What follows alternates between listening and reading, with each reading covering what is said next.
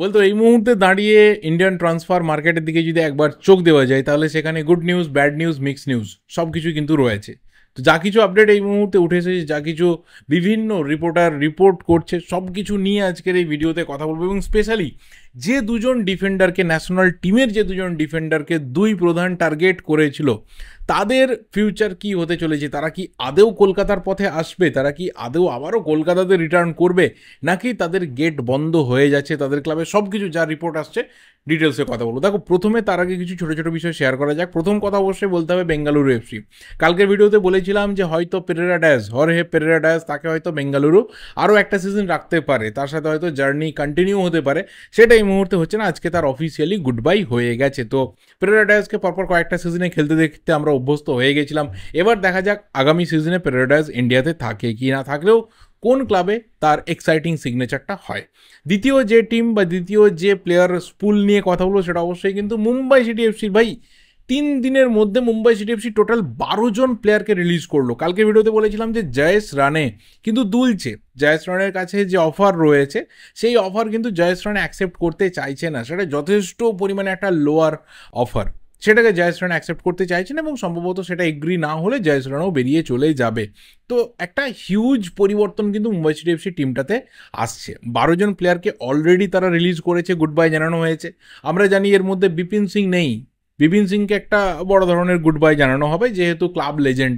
সব রকম Mumbai city FC যে গোল্ডেন জার্নি, সেখানে বিপিন সিংয়ের একটা পার্টিসিপেশন হিউজ লেভেলে ছিল টিমের। মানে মুম্বাই সিটি এফসির হিস্ট্রির he is the best player, এইভাবে বললেও আমার মনে হয় না যে খুব একটা ভুল কিছু বলা হবে। মুম্বাই সিটি এফসির most decorated player Bipin Singh. তো সেই বিপিন সিংকেও ছেড়ে দেওয়া হবে। অর্থাৎ 13 জন প্লেয়ার, যার মধ্যে 11 জন ছিল মুম্বাইয়ের মেনলি কন্ট্রাক্টেড প্লেয়ার, মানে মুম্বাইয়ের প্লেয়ার, আর 2জন প্লেয়ার ছিল মুম্বাইয়ে আসা লোনের প্লেয়ার।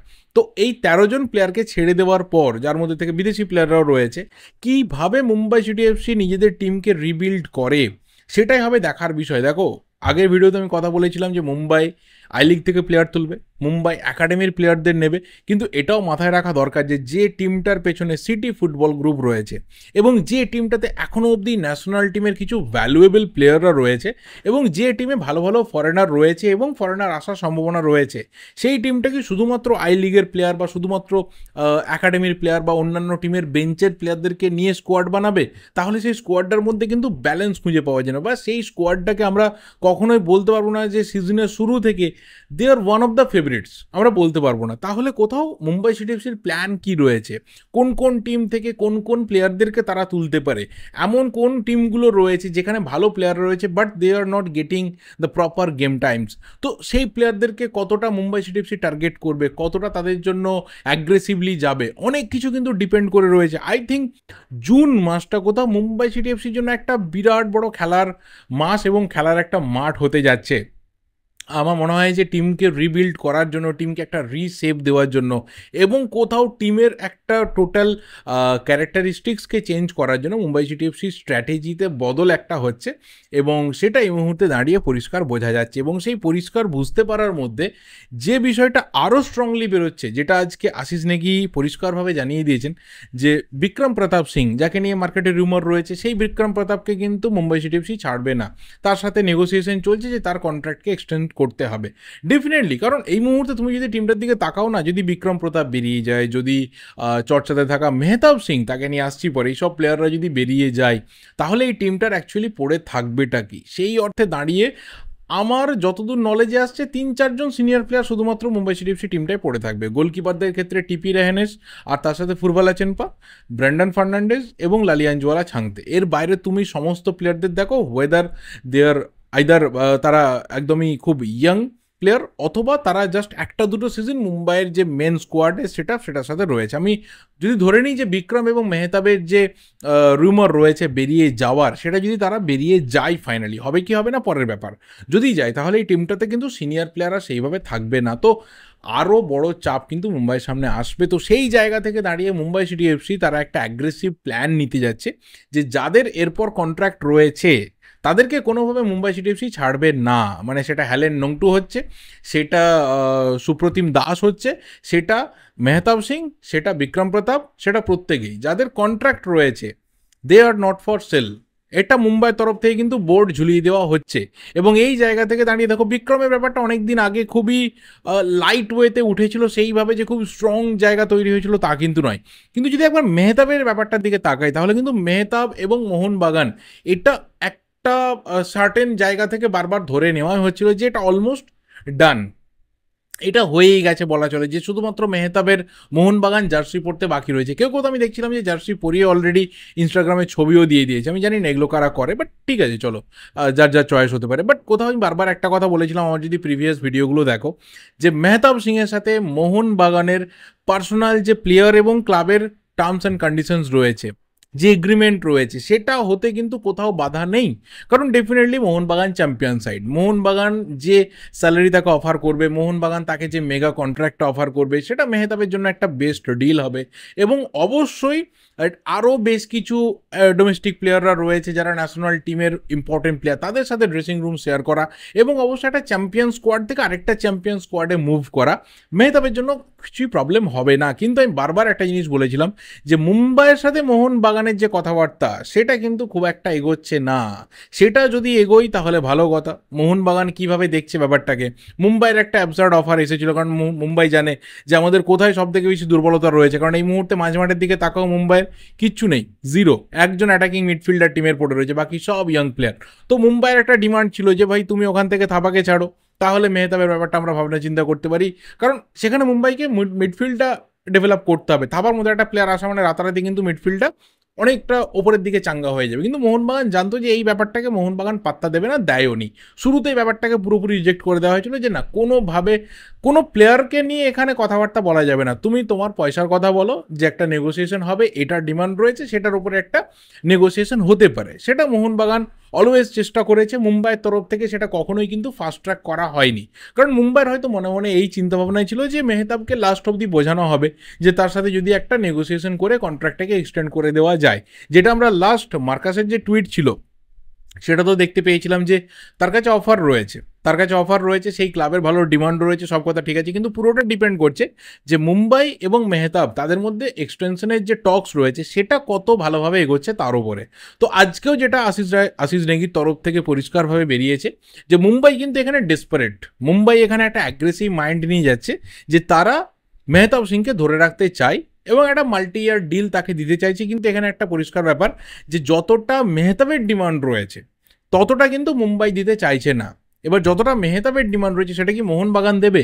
ডেফিনেটলি দেবে। কারণ সেই কারণেই বারবার একটা কথা আমরা সবাই বলেছি যে মোহনবাগান এবং মেহতাবের যে পার্সোনাল কন্ট্যাক্টস রয়েছে, পার্সোনাল যে ডিমান্ডসগুলো রয়েছে, পার্সোনাল যে নিডসগুলো রয়েছে, কন্ট্যাক্টস বললে ভুল হবে, সেই পার্সোনাল নিড ডিমান্ড সেই জায়গাগুলো কিন্তু ম্যাচ করতে, অর্থাৎ মেহতাবের যে ডিমান্ড রয়েছে, মেহতাব যেটা চাইছে সেটা মোহনবাগান দেবে, সেটা আপাতত মুম্বাই দিচ্ছে না। তাহলে সেই জায়গাতে আমার মনে হয় যে এই ডিলটা যদি হয়ও, মুম্বাইয়ের ক্ষেত্রে হোক এক্সটেনশন, মোহনবাগানের ক্ষেত্রে হোক ট্রান্সফার, যেটাই হোক না কেন, it will take a long time. এটা রাতারাতি কিন্তু হবে না। যেটা হয়তো কয়েক সপ্তাহ আগে বা কয়েকদিন আগে মনে করা হচ্ছিল যে এটা খুব বেশি দিন লাগার কথা নয়, সেটা হয়তো হবে না, একটু সময় লাগবে, একটা হয়তো স্ট্রেচ হবে এই ব্যাপারটা এবং তারপরে গিয়ে হয়তো ফয়সালা হবে। তো দেখা যাক, যাই হোক না কেন। দেখো, আমি এখানে যদি এই পার্টটার একটা কনক্লুশন টানি তাহলে আমি বলবো যে মোহনবাগানের জন্য না এটা খুব একটা যে ওরিফাইং ব্যাপার, খুব চাপের ব্যাপার, এই বাবা কি হয়ে যাবে এরকম কিন্তু কিছু না। কিন্তু মুম্বাইয়ের জন্য ডেফিনেটলি, কারণ মুম্বাইয়ের এই মুহূর্তে দাঁড়িয়ে সিনিয়র ইন্ডিয়ান ডিফেন্ডার হচ্ছে মেহতাব সিং। তাহলে মেহতাবকে তুমি যদি ছাড়ো তাহলে মেহতাবের স্ট্যাচার একজন প্লেয়ারকে মুম্বাইকে আনতে হবে, সেটা আরও একটা চাপের ব্যাপার। তো সেই জায়গা থেকে দাঁড়িয়ে মুম্বাইয়ের জন্য এটা চাপ যদি মেহতাব বেরিয়ে যায়। কিন্তু মেহতাব যদি মোহনবাগানে নাও আসে, আমার মনে হয় না যে মোহনবাগানের খুব একটা ভাবনা চিন্তার জায়গা থাকবে বলে। ডেফিনেটলি মোহনবাগান হয়তো ফোকাসটা শিফট করবে। যদি আমার সেন্টার ব্যাকই টার্গেট থাকে তাহলে হয়তো অন্য কাউকে নিয়ে আসা হবে, হয়তো তার থেকে 1 বছর 2 বছরের ছোট, হয়তো এক্সপিরিয়েন্সের দিক থেকে একটু কম, কিন্তু নিয়ে আসা হলেও হতে পারে। কিন্তু মোহনবাগানের জন্য খুব একটা ওরিফাইং সিচুয়েশন না যতটা মুম্বাই সিটি এফসির জন্য। নাও লেটস সি, দেখা যাক কী হয়। লাস্ট যে প্লেয়ারকে নিয়ে কথা বলবো সেটা অবশ্যই কিন্তু আরও একজন প্লেয়ার যাকে নিয়ে আশিস নেগি রিপোর্ট দিয়েছে, সেটা হচ্ছে রাহুল ভেকে। রাহুল ভেকের ক্ষেত্রে একটা পরিষ্কার ব্যাপার, যেমন এই ক্ষেত্রে কি আছে, মানে মুম্বাই এবং মেহতাব সিং একটা কোথাও যদি কিন্তু অথবা একটা জায়গাতে দাঁড়িয়ে রয়েছে, মানে অন্ততপক্ষে হতেও পারে নাও হতে পারে, একটা সিচুয়েশন তৈরি হয়ে রয়েছে। কিন্তু রাহুল ভেকের ক্ষেত্রে যে আপডেটটা শেয়ার করা হয়েছে সেখানে পরিষ্কার বলা হয়েছে যে বেঙ্গালুরু এফসি তারা পরিষ্কারভাবে রাহুল ভেকের যে এক্সিটের গেটটা রয়েছে সেই গেটটাকে ক্লোজ করে দিচ্ছে। কোনোভাবে অন্য কোনো ক্লাবের যা ডিমান্ডস রয়েছে, যা ট্রান্সফার ফির অন্তত পক্ষে দেওয়ার একটা আর্জি রয়েছে, সেটাকে শুনতে চাইছে না। দেখো, যদি আমরা কয়েক দিন বা সপ্তাহ পিছিয়ে যাই তাহলে দেখবো যে একটা রিপোর্ট ছিল, সেখানে কিন্তু পরিষ্কার বলা হয়েছিল যে ইস্টবেঙ্গলের তরফ থেকে রাহুল ভেকের জন্য যে ট্রান্সফার ফির অফারটা দেওয়া হয়েছে, যে আমরা এত টাকা দিতে চাই, তোমরা রাহুল ভেকে কি ছাড়বে, সেই অফারকে কিন্তু বেঙ্গালুরুর তরফ থেকে রিজেক্ট করে দেওয়া হয়েছিল। এবং সেই অফারটা আমি বলতে পারি, আমি অ্যামাউন্টের কথা বলবো না, অ্যামাউন্ট আমার কাছেও পরিষ্কার না, মানে আমি দুজনের সাথে কথা বলেছি পার্সোনালি, দুজনের কাছে আমি এমন দুটো অ্যামাউন্ট পেয়েছি যে দুটো অ্যামাউন্ট কিন্তু সেম না, but they are very close, তার মধ্যে হয়তো 10-15 লাখের একটা ডিফারেন্স রয়েছে। এবার হতে পারে যে এই দুটো অ্যামাউন্ট একদমই ঠিক না, এদের থেকে আরও 10 লাখ কম, কি দুটো অ্যামাউন্টের হায়েস্ট যেটা তার থেকে হয়তো আরও 10 লাখ বেশি, বা দুটো অ্যামাউন্টের মধ্যে কোনো একটা ঠিক, বাট তারা খুব ক্লোজ একটা অ্যামাউন্ট। তো সেটাও ইস্টবেঙ্গল যা অফার করেছিল রাহুল ভেকের জন্য, সেটাও রাহুল ভেকের জন্য যথেষ্ট। রাহুল ভেকের 34 ইয়ার্স অফ এজ, তার সামনে বিরাট কিছু বড় কেরিয়ার আর পড়ে নেই। ইস্টবেঙ্গলের একটা ইমিডিয়েট সলিউশন লাগবে, সিনিয়র প্লেয়ার লাগবে, লিডার লাগবে, সব থেকে বড় কথা, এবং এমন একজন প্লেয়ার লাগবে যে আনোয়ার আলীর সাথে পেয়ার করে ম্যাক্সিমাম ম্যাচে কোথাও ডিফেন্সিভ প্লেয়ার হিসাবে ম্যাচগুলোকে উতরে দিতে পারবে। সেই ক্ষেত্রে defensive midfield, central midfield, attacking midfield, forward, winger, এই জায়গাতে অনেক বেশি করে বিদেশি প্লেয়ার ইস্টবেঙ্গল রাখতে পারবে। এই স্ট্র্যাটেজিতে ইস্টবেঙ্গল যখন যেতে চাইছিল, তখন কিন্তু রাহুল ভেকের জন্য যে অফারটা দেওয়া হয়েছিল, দ্যাট ওয়াজ টু মাচ, সেটাকেও বেঙ্গালুরু কিন্তু রিজেক্ট করে দিয়েছিল। পরে মনে করা হয়েছিল যে ঠিক আছে, বেঙ্গালুরু হয়তো আরও একটু বেশি চাইছে, সেই ক্ষেত্রে আবারও ইস্টবেঙ্গল ঢুকবে। মাঝখানে শোনা গেছিলো মোহনবাগানের একটা ইন্টারেস্ট রয়েছে, কারণ হয়তো মোহনবাগান ফিল করতে পারছিল যে মেহতাব সে নাও বেরিয়ে আসতে পারে, তাহলে সেই ক্ষেত্রে একজন ডিফেন্ডার রাহুল ভেকে একটা দুটো সিজনের জন্য ঠিক আছে। কিন্তু এই মুহূর্তে দাঁড়িয়ে যদি বেঙ্গালুরু এফসি এটা ঠিক করে নেয় যে রাহুল ভেকের জন্য গেটটা বন্ধ, ভাই তুমি যাই অফার করো আমরা ছাড়বো না, কারণ রাহুল ভেকেকে ছাড়ার পর যে প্লেয়ারকে আমি রিপ্লেসমেন্টে নিয়ে আসবো, সে কিন্তু রাহুল ভেকেকে সিরিয়াসলি রাতারাতি রিপ্লেস করতে পারবে না। এটা তো ঠিক কথা, কারণ রাহুল ভেকে এই মুহূর্তে যে পারফরমেন্সের মধ্যে রয়েছে, তার যা ফর্ম, এটা তো নিঃসন্দেহে একটা ভালো জায়গাতে রয়েছে, এটা তো আমাদের মানে কেউই আমরা ডিনাই করতে পারবো না। একটা সিজন খেলবে না, দুটো সিজন আর ভালো ফর্মে থাকবে অন্য ব্যাপার, বাট অ্যাট প্রেজেন্ট যে ফর্মে রয়েছে, দ্যাটস অলসো টু গুড। তো সেই জায়গা থেকে দাঁড়িয়ে বেঙ্গালুরু দেখছে আমার রিপ্লেস করতে গিয়ে চাপ হবে। আর আমি একটা কথা বারবার বলি যে আমাদের এখানে যেহেতু এই যে ভালো প্লেয়ারের সংখ্যাটা কম, ভালো অর্থাৎ যাদের একটা কেরিয়ারে একটা ভালো জায়গাতে তারা রয়েছে, যাদের উপরে ক্লাবরা ইনভেস্ট করলে কোথাও ফেল করার চান্সটা কম থাকে, এবং যাদের উপর ক্লাবরা ইনভেস্ট করতে চায় সেই প্লেয়ারের সংখ্যা কম। হ্যাঁ, আমরা জানি আমাদের এখানে এখনও অনেক প্লেয়ার রয়েছে যারা আনএক্সপ্লোরড ট্যালেন্টস, তাদের এখনও অবধি আমাদের সামনে আসাটা বাকি রয়েছে, কিন্তু তাদের পেছনে কিন্তু ক্লাবগুলো বড় অঙ্কে ইনভেস্টমেন্ট করেন, এবং ফ্যানরাও কোথাও রাতারাতি তাদেরকে ফার্স্ট চয়েস প্লেয়ার হিসেবে দেখতে চাইবে না। তো এই যে ভালো প্লেয়ারের সংখ্যাটা কম, এটা হচ্ছে একটা বিরাট বড় ফ্যাক্টর। আজকে ইস্টবেঙ্গলের একটা মার্কেটারি ডিমান্ড থাকার পরেও, ইস্টবেঙ্গলের একটা হাইয়েস্ট প্রায়োরিটি নিড থাকার পরেও কিন্তু সেই প্লেয়ারটাকে পাচ্ছে না, বিকজ বেঙ্গালুরু জানে আমি রাহুল ভেগেকে রিপ্লেস করতে পারবো না। একটা দুটো সিজন খেলুক, আমার টিমে খেলুক, কিন্তু কোথাও তাকে রাতারাতি আমি রিপ্লেস করতে পারবো না। এই যে কোথাও এখানে প্লেয়ারের শর্টেজটা, এটা একটা বিগার রোল প্লে কিন্তু করে দিচ্ছে। তো দেখা যাক কি হয়। আমি আবারও বলছি যে এখানে দাঁড়িয়ে রাতারাতি কিন্তু এই ডিলগুলো ক্লোজ হয়ে গেল, বন্ধ হয়ে গেল, এরকম না। ফ্যান্সরা অপটিমিস্টিক থাকতেই পারে, যেহেতু এখনও লম্বা সময় বাকি রয়েছে, গোটা জুন মাস বাকি রয়েছে, গোটা জুলাই মাস বাকি রয়েছে, গোটা অগাস্ট মাস বাকি রয়েছে, 31 অগাস্ট অবধি কিন্তু আমাদের এখানে ট্রান্সফার উইন্ডো খোলা রয়েছে। তো এই 3 মাসের মধ্যে খেলা ভীষণভাবে ঘুরতে পারে, ভীষণভাবে ঘুরতে পারে। দেখা যাক ফাইনালি কি হয়। অ্যাটলিস্ট আমি বলবো যে আমি এই দুটো ক্লাবের অন্ততপক্ষে যা কিছু প্লেয়ার টার্গেট রয়েছে, সেটাকে এই মুহূর্তে দাঁড়িয়ে তো অফ তো একদমই ধরবো না, কারণ রিসেন্ট পাস্টে তারা যেভাবে প্লেয়ার তুলেছে, স্পেশালি মোহনবাগান, তারপর রিসেন্ট টাইমে ইস্টবেঙ্গলও কিছুটা, তো কখনোই রাতারাতি অফ ধরা যাবে না। I am personally optimistic.